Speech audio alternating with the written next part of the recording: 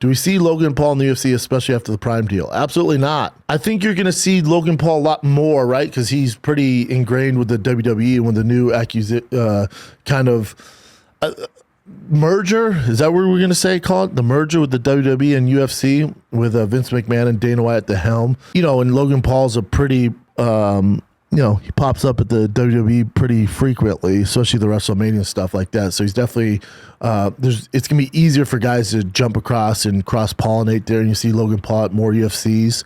Now, do I think he's actually gonna fight in the UFC? I don't think so.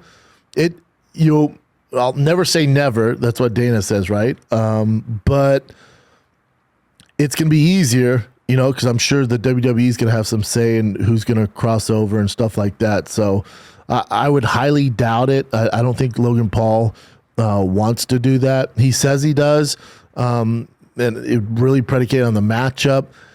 I think the whole CM Punk thing, we tried this, right, with guys that don't really have that technical background jumping the UFC. It's not a great look for the UFC, so I know Logan did, the boxing, but it's just a different animal in the UFC. It's the best fighters in the world. It's kind of a slap in the face with those guys, but it depends how far this WWE influences the UFC.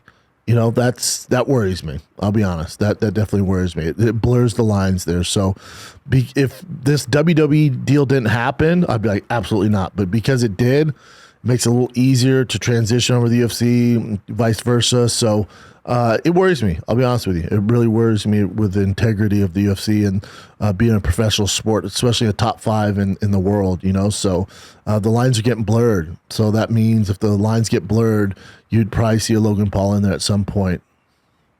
That stuff worries me. I'll be honest.